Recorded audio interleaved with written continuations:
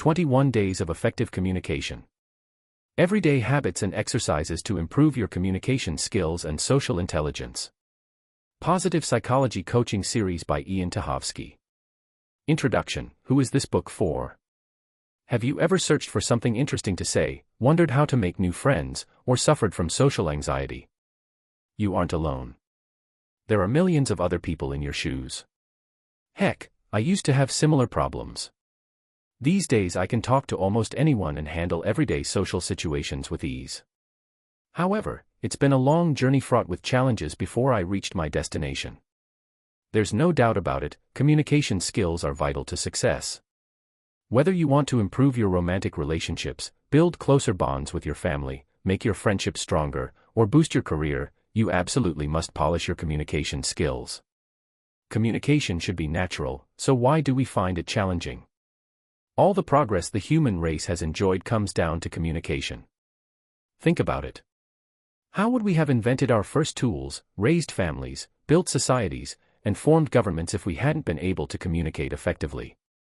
We need these vital skills to form relationships, exchange ideas, and enjoy spending time with family and friends. Unfortunately, our life experiences often get in the way, and we start to lose touch with our natural abilities. For example, if you are bullied at school, you might come to believe that you are an intrinsically unpopular person who will never make friends. In this kind of situation, it makes sense that your social relationships will suffer. Personally, I was raised in a family of high achievers.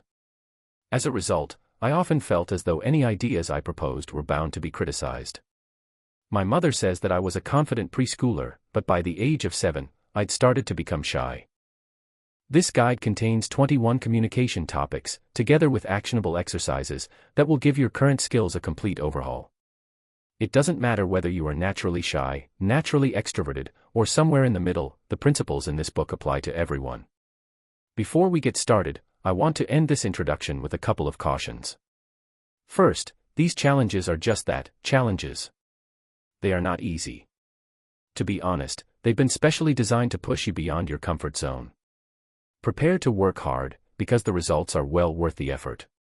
Communication is like any other skill, the more you practice, the better you become. On a lighter note, I'm also going to caution you that practicing and improving your communication skills can be addictive. When you start paying more attention to how people relate to one another on a day-to-day basis, you'll start to notice that particular patterns show up again and again. It's been over 10 years since I started taking an interest in human relationships, and there's still so much I want to learn. I hope this book sparks a similar reaction in you. Day 1. Listen. Before you even think about your responses to other people, you need to sharpen your listening skills. Have you ever had a conversation with someone whose body is there, but their mind is not? Frustrating, isn't it? Poor communicators think that listening is merely the act of waiting for their turn to speak, all while mentally composing their response. This is a grave mistake. Listening is so much more. It's a way of providing someone else the chance to share their thoughts and ideas, to build emotional intimacy, and to show empathy. Today, you're going to learn the basics of great listening, and then undertake an exercise that will allow you to put these tips into practice. Listening isn't simply about giving another person the chance to vocalize what's on their mind, although this is valuable in its own right. Listening is also the first step towards personal change. Psychotherapist Carl Rogers, one of the most influential psychologists of the 20th century, noted that when someone gives us the chance to talk about what has happened to us and how we feel about it, we start to realize the best way to change our thoughts and behaviors. Although taking advice from someone else can be useful, we are most likely to change for the better if we work through our problems out ourselves. Being able to talk freely to an understanding listener is one of the most effective ways of achieving this. If your conversation partner rambles, or their thoughts don't seem to make sense, hold your tongue and give them the space they need. They might want to talk to several other people first before implementing a plan, or they may need to process the issue in their own time. Try not to get frustrated. Extend to others the patience you would like to receive in return. Top tips that will make you an outstanding listener. 1. Use non-intrusive verbal and nonverbal signals to encourage them to keep talking. Nodding and saying, "uh-huh" and "I see" are short, unobtrusive signals that encourage further disclosure. Silence is also okay. Sometimes, someone needs a few moments to get their thoughts organized before continuing the conversation. Give them space. 2. Let them keep going until they run out of steam. When I learned to listen properly, I was amazed to discover that a lot of people desperately want someone to slow down and hear what they have to say. This is especially true if they feel angry, upset, or need to work through a problem. One of the most useful, fundamental, and difficult listening skills of all is to keep quiet and let the other person hold the floor. If you are dealing with an angry or frustrated individual, they won't be able to think clearly until they have offloaded everything that's on their mind. 3. Do not play the role of armchair psychologist. To some extent, everyone is a psychologist. We all like to come up with our own theories about why so-and so is so angry all the time, why her cousin always falls for men who treat her badly, etc. Analyze away, on your own time. When someone shares important information with you, do not speculate about their personal motivations, or why they behave in a particular manner. At best, you'll come across as a bit too nosy. At worst, your conversation partner will feel patronized and angry at you. 4. Do not interrupt with unsolicited advice. Even if you've been in the same situation or faced the same problems as someone else, do not offer your ideas or solutions unless asked for them. There are few things more annoying than unwanted advice or suggestions. Resist the urge to tell them that you know exactly what they are going through. To put it bluntly, you don't. Two people can have a similar experience, yet their personality types, upbringing, and previous life events mean that they will not experience the same emotions. If your conversation partner asks for your input, then go ahead, but gauge their response. If they appear open to your feedback, continue. However, if they start frowning, crossing their arms, or give any indication that your advice isn't helpful or welcome, stop and ask whether they want you to continue. Remember, no one is obliged to follow your recommendations. Put your ego to one side. Once you have contributed, it's up to the other person to strategize their next move. Furthermore, they may not be divulging the whole story, and they will need to take other facts and considerations into account when drawing up a plan of action. 5. Rephrase someone else's words, but don't parrot them back. You may have heard that repeating someone's words back to them shows that you have been listening. This is true, to a point. A fine line exists between reflecting understanding and quoting someone verbatim. I'll use an example to illustrate the concept. Suppose that your friend said the following. I've been feeling quite lonely lately. It seems like my family doesn't care what I'm doing or whether I'm even happy. Here are two potential replies.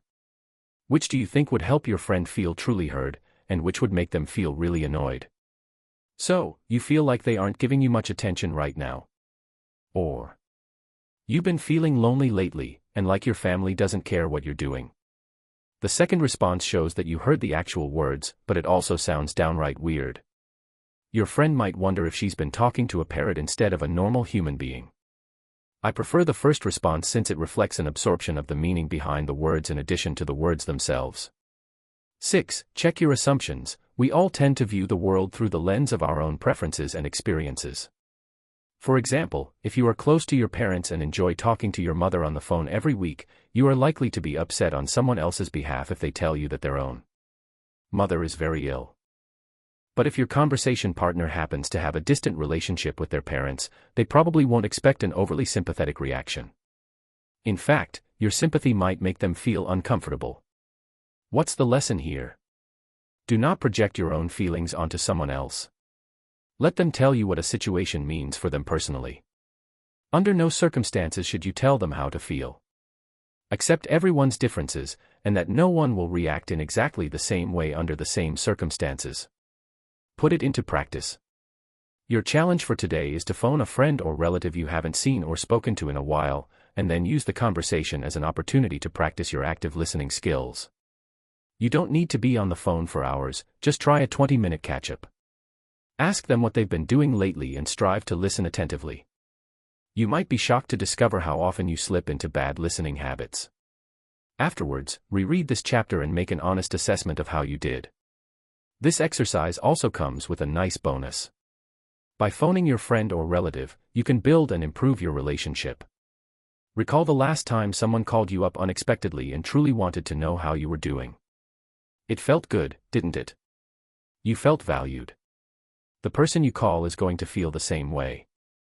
Maybe you could even make it a habit to phone them on a regular basis. Day 2. Count the number of times you interrupt other people. If you had to identify the most annoying communication habit ever, what would it be? Admittedly, there are a lot of contenders, but most of us agree that being interrupted is among the most irritating. Today, you're going to examine how often you interrupt other people, and then work on giving your conversation partners the time and space they deserve. Interrupting people is easy to do. For example, if you participate in a heated discussion, you might want to jump right in to exert your voice. If you're passionate about an idea, your enthusiasm might bubble to the surface. But that's where the challenge lies. Even if your ideas are excellent, your conversation partner will be too annoyed to give them the attention they deserve if you interrupt. By your interruption, you're insinuating that your thoughts and ideas are more important than theirs. As you know from personal experience, interruptions derail your train of thought. Interruptions also make someone feel disrespected. If someone values you and your ideas, they will at least have the courtesy to let you finish speaking, right? You need to apply the same principle when actively listening to others. Interrupting can completely kill your chances of developing a good relationship with someone else, and that's not an exaggeration. If they feel as though you are more interested in steamrolling over them with your personal point of view instead of getting to know them, they will start to withdraw from you. Here's how to kick the interruption habit. 1. Set targets and give yourself rewards. Set a realistic goal and choose a small reward as a suitable incentive. For example, you could promise yourself that if you make it through the day interrupting people fewer than 10 times, you will pick up your favorite magazine or candy bar on the way home. 2. Stick up signs. The simplest solutions can be the best. I keep a small sticky note on my computer monitor to remind me not to interrupt others. It features a sketch of a closed mouth just beneath an ear. I glance at it when I'm on the phone or webcam. It reminds me that if I strive to grow my relationships and my business, I need to let other people speak. 3. Write down any points you want to make in advance. While you can't take notes during an unplanned conversation, you can take a list with you to a scheduled meeting. When you know that your key points are strategically bulleted on a piece of paper, it's easier to refrain from interrupting. In formal meetings, you can also make notes of your thoughts when someone else is speaking. Once they have finished, you can then refer to your notes and ask for clarification. 4. Remember that your silence is just as influential as your voice. No one likes a show-off or a person who appears to love the sound of their own voice. On the other hand, everyone respects someone who lets other people speak and exercises caution when offering their own opinion. If the thought of keeping quiet terrifies you, consider that your interruption habit might spring from a sense of insecurity. Some chronic interrupters feel the pressure to prove that they have thoughts of their own or even that they have earned a place in the room. Does this sound familiar? If so, your interruption habit might be more than just an annoying quirk. It might be time to examine any underlying feelings of inferiority and address them, either by yourself or with the assistance of a qualified therapist. 5. Practice biting your tongue. The phrase, bite your tongue, can be taken literally here. When you feel the urge to interrupt, sandwich your tongue between your teeth. The sensation will act as a constant reminder not to butt in. Cultural differences. The advice I've given in this chapter assumes that you, and those around you, have been raised in a culture that interprets interruptions as a sign of rudeness. Most Westerners would agree that it's good manners to let someone else finish speaking before responding. However, it's useful to remember that there are cultural differences in how people perceive interruptions. For instance, some cultures regard interruptions and crosstalk as normal. To give 2 specific examples, those of Italian descent tend to see interruptions as an acceptable way of showing interest in a topic. Meanwhile, people raised within Japanese culture often believe that it is acceptable to interrupt someone to ask for clarification. When you meet someone who seems especially quick to interrupt, consider the possibility that there is a culture gap. It isn't appropriate to ask someone to describe their family's heritage, but just knowing that these differences exist can help you remain calm and patient. You can bridge the gap by making an explicit request such as, "I've got something really important to say and don't want to forget anything, so if you have any questions, could you please save them for the end?" Put it into practice. Today's exercise is really simple, or at least, it's simple in theory. Count how many times you interrupt other people in all your conversations, and then use the tips above to stop yourself. Ideally, you should try to talk with at least 3 people. If you can do this while in a group, even better. The first time I tried this exercise, I was dismayed to discover that I struggled to even let people finish their sentences. My intentions weren't to be rude or annoying, but my conversation partners must have been thoroughly irritated. Unless I make an effort to keep myself in check, I still catch myself interrupting others a bit too often. It's a tough habit to break, but your friends and family will thank you for it. Who knows, you might learn something new if you master the art of keeping your mouth shut. Day 3, become an inclusive communicator. When it comes to politics and social issues, we all have our own opinions. Yet one thing most of us can agree on is that everyone, regardless of their background or individual characteristics, deserves to be treated with respect. Today, you will learn about the importance of inclusive communication. What is inclusive communication, anyway? In a nutshell, a good inclusive communicator takes care not to alienate or offend an entire group of people based on their personal attributes. They do not make assumptions based on an individual's characteristics. Inclusive communication acknowledges and values diversity. Mastering this skill is increasingly important in the 21st century. Thanks to globalization, people from all backgrounds now work and socialize together. Inclusive communication builds harmonious relationships between individuals, and it even boosts business performance. Research reflects a positive correlation between gender diversity, ethnic diversity, and profit in organizations. Tips for inclusive communication. 1. Don't emphasize a characteristic if it isn't necessary to do so. For example, let's suppose that you are telling your team that an employee from another department is scheduled to work with them on a new project. This employee, a man called Sam, happens to be gay. It would not be appropriate to say, Sam, the gay guy from Department X, will be joining us on Monday. Sam's sexual orientation is not relevant to his work, so drawing attention to this characteristic is not necessary. 2. Don't assume a person's gender or sexual orientation. Choose gender-neutral terms if possible. For example, if your manager is leaving the company and you do not yet know the gender of their replacement, it is more appropriate to use they in reference to the possible candidates instead of he or she until a permanent replacement is selected. Do not assume that a person is heterosexual. It is better to use terms like partner or significant other instead of boyfriend, wife, and so on. 3. If you need to talk about someone's disability, do so in neutral terms. It's true that many people with disabilities do suffer as a result, but it is presumptuous to make statements such as, Peter suffers from epilepsy, or Mary is afflicted with schizophrenia. 4. Focus on a person, not any disabilities they might have. Do not define someone by their condition or illness. For example, it is better to say, Pat has depression rather than, Pat is a depressive or, Pat is depressed. 5. Do not uphold stereotypes. Making assumptions based on someone's nationality, ethnicity, or other characteristics is offensive because it shows a lack of respect for someone's individual talents and personality. This philosophy stays true even of positive stereotypes. For example, if you meet a Chinese accountant, it would be inappropriate to suggest that Chinese people naturally make good accountants because Asians are so good at math. 6. Show respect for race and ethnicity through proper capitalization in written communication. For instance, Native American, Black, and Torres Strait Islanders should always be capitalized. If in doubt, look up the term in a dictionary or use a reputable online resource. 7. Be mindful of context. Bear in mind that in some instances, it is acceptable for members of a group to use words that would be offensive if used by outsiders. For example, some members of the LGBT+ community refer to themselves as queer. However, this word is usually considered offensive if used by a heterosexual person, and not all LGBT+ people accept it in the first place. If in doubt, any loaded terms that have historically been used to insult or belittle others are best avoided. 8. Avoid patronizing individuals or groups of people. If you have a disability, you might have heard someone describe you as brave or inspiring for carrying out normal day-to-day tasks such as cleaning your home, going to work, or exercising at the gym. I have a cousin who walks with a cane following a car accident several years ago. Several well-meaning people have praised him for being an inspiration.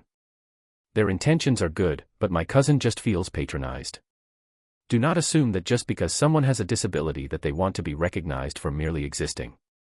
Is inclusive communication really necessary? I respect the fact that some people think inclusive communication is too politically correct. However, wherever your personal views land, you can quickly find yourself in trouble if you do not use inclusive communication. For instance, using sexist language in the workplace could land you in hot water with HR, or earn you a reputation as someone who doesn't keep up with modern etiquette. Why making offensive jokes is harmful, even if you really are only joking. Over the years, I've met a few people who claim that it's acceptable to make offensive jokes or stereotype groups of people, as long as you don't really hold offensive views. But here's something to think about: people who do support negative stereotypes and hold racist, sexist, or other offensive views will feel justified whenever they hear such jokes. This means that racism, sexism, and other forms of bigotry go unchallenged.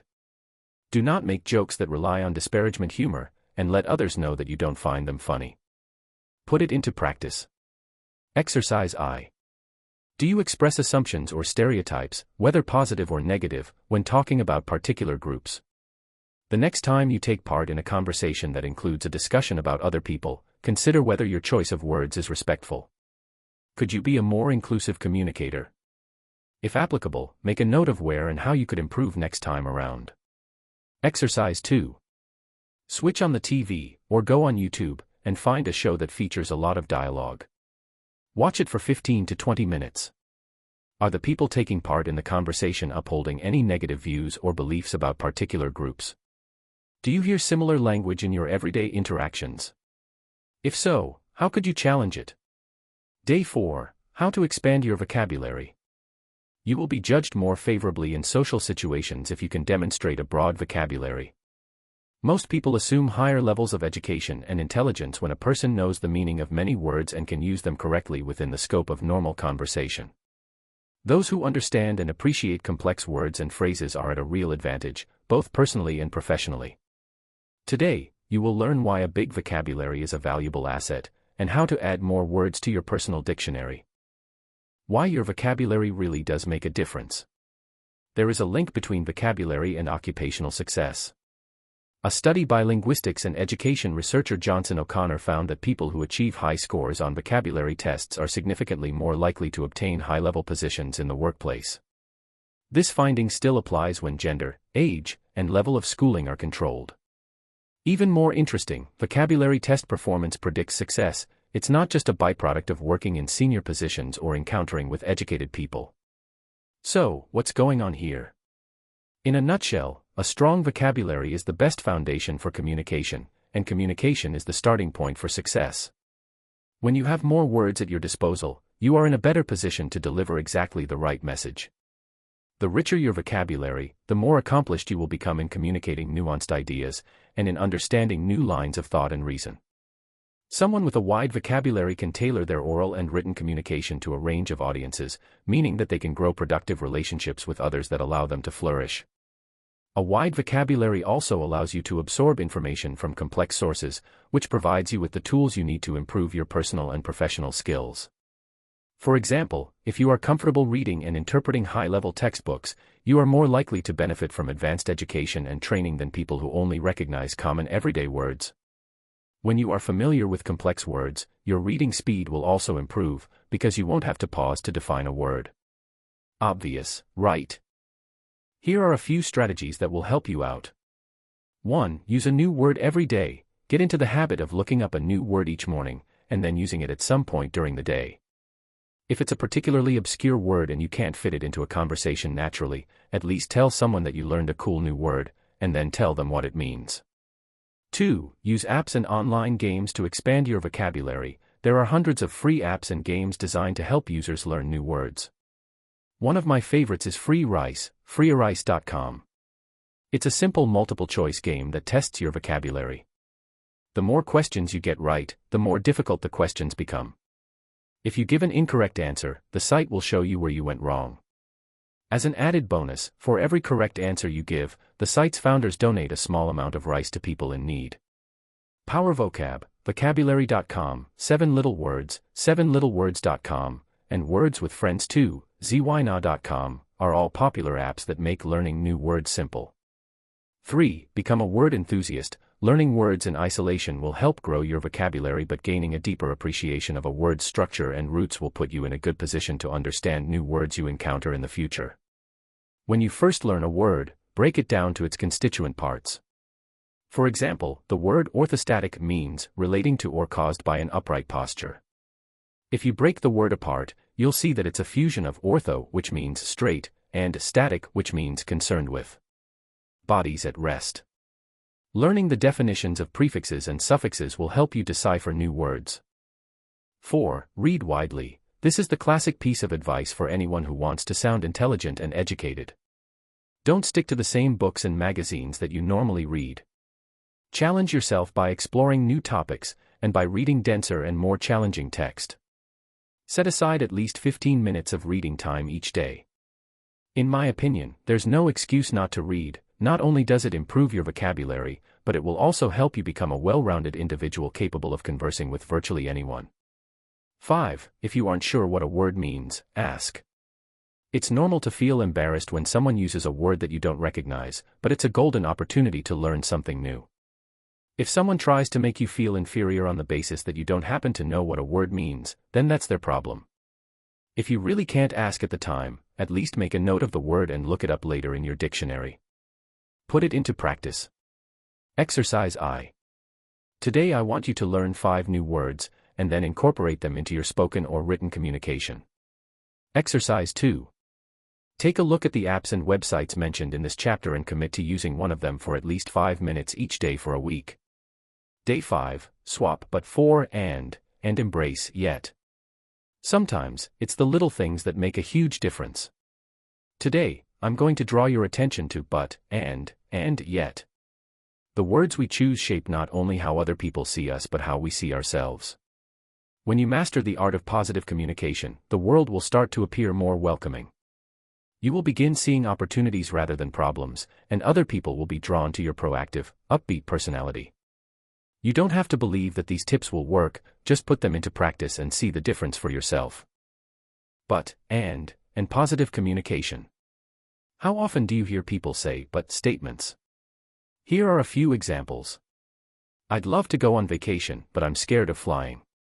I'd like to go back to school, but I don't have any free time. I want to run a marathon, but I'm so out of shape. In each of these statements, the speaker ascribes a particular explanation to a problem or situation. They assert that because they are scared of flying, they can't go on vacation, or that they have no free time so they can't go to school, or that they are out of shape and therefore cannot run a marathon. What most people don't realize is that a typical but statement is unnecessarily limiting and negative. This becomes more apparent if you take out but and then insert and instead. Take the first example in the list above, I'd love to go on vacation, but I'm scared to fly. Swap but for and you notice the difference immediately. I'd love to go on vacation, and I'm scared to fly. The revised version suggests that the speaker just so happens to be afraid of flying, plus they want to go on vacation. It's a subtle difference, but it matters. It implicates that the person has a desire plus a problem to be solved, rather than a desire that will be thwarted by their problem. When I start working with a client, I often notice that they parrot the same old but statements repeatedly. They become our own personal stories, excuses that we don't question. We assume that they are true and take them to heart as the gospel truth. These intrinsic beliefs become somewhat akin to a script. The more you repeat them, the further entrenched you are in the role of someone who would love to change their life yet cannot do so because they are held back by a single factor beyond their control. When I teach my clients to drop the buts and swap them for and instead, I usually see a rapid transformation. Within a few minutes, this mindset shift starts to show in their expression. Hope replaces desperation as they realize that the way you frame a situation makes all the difference when coming up with solutions to a challenge. Another problem with using but can also make people defensive. As soon as we hear that little word, most of us assume that criticism or bad news is on the horizon. For instance, if you were to tell someone that you understand their point but want to use another approach, they are likely to feel threatened and criticized. However, telling them that you understand their view and want to use another strategy will usually elicit a more positive response. It implies that you value their input, even though you won't put it into action. This technique generates a sense of closeness and mutual allegiance. The power of yet. Simply putting yet on the end of a negative statement can transform its meaning. Let's look at a few examples. I don't know enough about this topic to pass the exam. I don't know enough about this topic to pass the exam yet. I can't get a girlfriend. I can't get a girlfriend yet. I just don't earn enough money to buy a house. I just don't earn enough money to buy a house yet. Using yet signals to yourself and others that you haven't given up. You are acknowledging that things might change. You may not understand exactly how you will make these changes come to pass, but you are at least open to the possibility.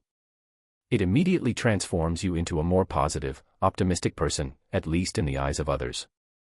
This technique doesn't just work in conversation. It is also effective when it comes to your own self-talk. It promotes a sense of positivity and potential, while still encouraging you to remain realistic. It acknowledges your current situation and problems but makes it clear that you are on the right track. Put it into practice. There are 2 exercises for you to try today. Exercise I. Whenever you catch yourself making a negative statement that includes the word but, substitute and instead. Don't be surprised if your optimism turns out to be contagious. This one little change will make you sound confident and positive. This will inspire others. If you aren't able to try this out in conversation, use it as a journaling exercise instead. Give yourself 5 minutes to write down any but statements you've been making recently. What happens if you use and instead of but? Personally, I feel less helpless in the face of my difficulties when I make this simple swap. Exercise 2. Go on a yet hunt. Whenever you make a negative statement or bemoan that you are lacking some kind of resource, stick a yet on the end. You could also silently add a yet to the end of other people's sentences and see for yourself how it changes their meaning. You might be tempted to start telling others that they'd feel better if they started using yet more often, but this is best avoided unless you're certain they value constructive feedback.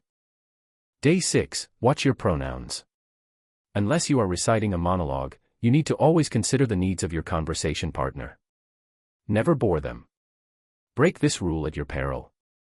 There's no point in getting your views across if no one is going to be listening to them anyway. Do you like to talk about yourself?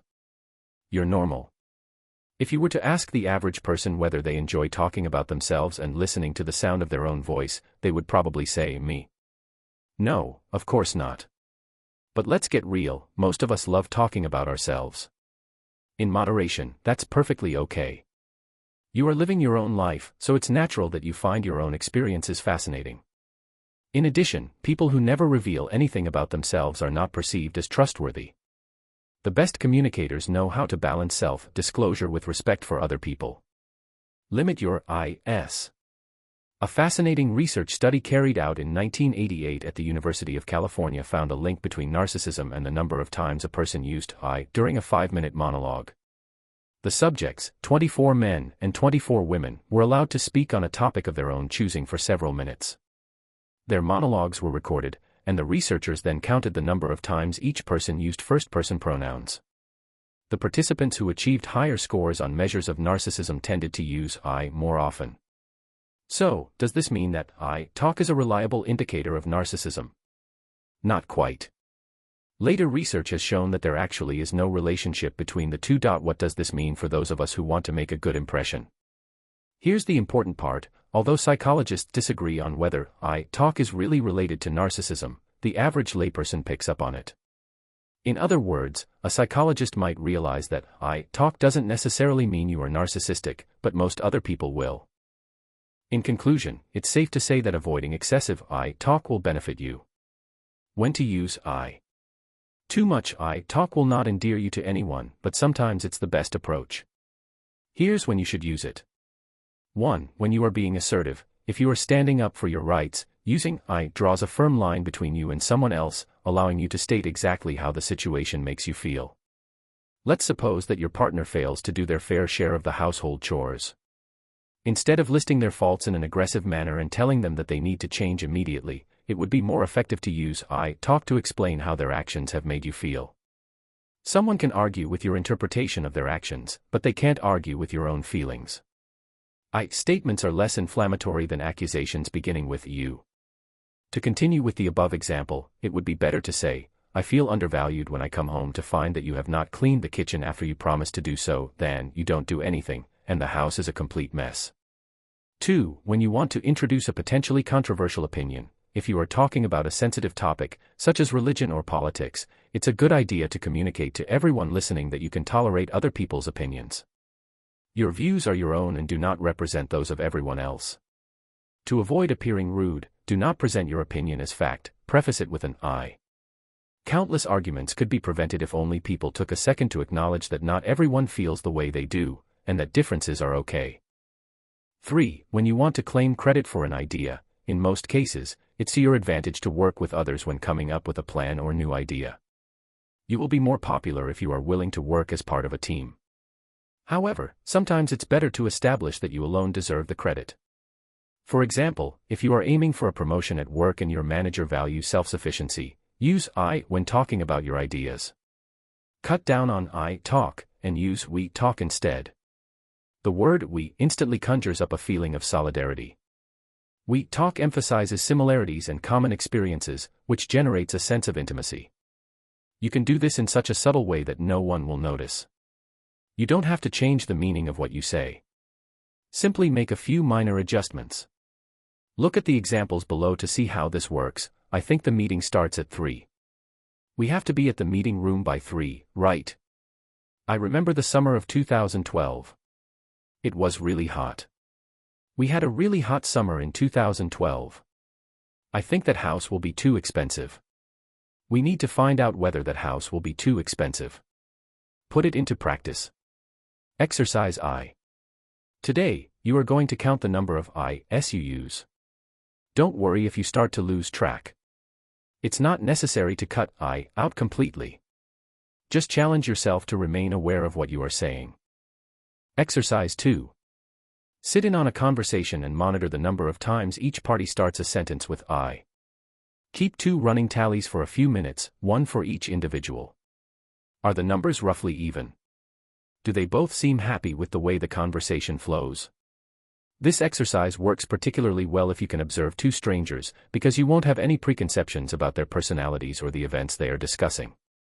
Whenever I've tried it, I usually notice that if one person uses a lot of I talk, their conversation partner will start to sound bored.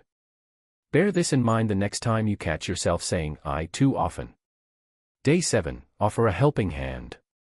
Giving and receiving help is part of being human. Lending a hand to someone who needs practical or emotional support is rewarding, and it can enrich your relationship. Unfortunately, offering help isn't always simple. Today, you'll learn how to reach out to someone in need. Why asking someone if they need help can get complicated. There is a fine line between offering someone help and making comments that imply they are incompetent. Unless you approach the issue in a sensitive way, the other party may feel patronized. They might also suspect that you are trying to meddle in their lives. On the other hand, withholding help can make you appear cold and aloof. Here are a few tips you can use to strike the right balance. 1. When offering someone help, tell them exactly why you are reaching out. When you do this, the other person will understand that your offer is motivated by a desire to make their life easier. Make it clear that you don't want to order them around. For example, let's suppose that your friend has recently moved into a house that requires extensive structural and cosmetic work. When you visit them in their new home, you note that the place is a complete mess. Your friend appears tired, almost on the verge of tears. They tell you that the house is proving to be a far bigger project than they'd anticipated. You want to offer to help your friend, but you don't want to patronize them by implying that they can't possibly undertake the work alone. Which of the following questions do you think would work best in this case? Do you need help with this place? Or, hey, I've noticed that you seem really tired lately, and this house is a pretty big project. I'd love to help you. Could I come over this weekend and lend a hand with the wiring? The latter is more sensitive, because it shows your friend that you have taken the time to understand the problem they face.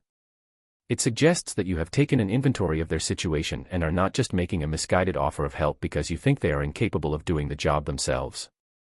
2. Ask, how can I help? Or, can I help by doing X? Instead of making a vague offer of assistance, does the following situation sound familiar?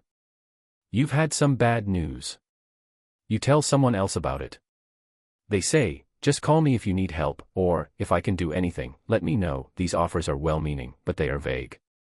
They also sound formulaic and platitudinous. It's hard to know whether they have been made just for the sake of politeness. What's the lesson here? If you are offering help, make your offer specific. Failing that, at least ask a question that gives the other person a chance to let you know what they need. Think about the day-to-day challenges someone in their situation might face. For example, if your friend's child is in hospital, you might realize that shopping for groceries and keeping the house clean may seem overwhelming under the circumstances. You could ask, can I help by doing a grocery run, or would you like me to come over and do the housework for you? The same principles apply in the case of minor problems.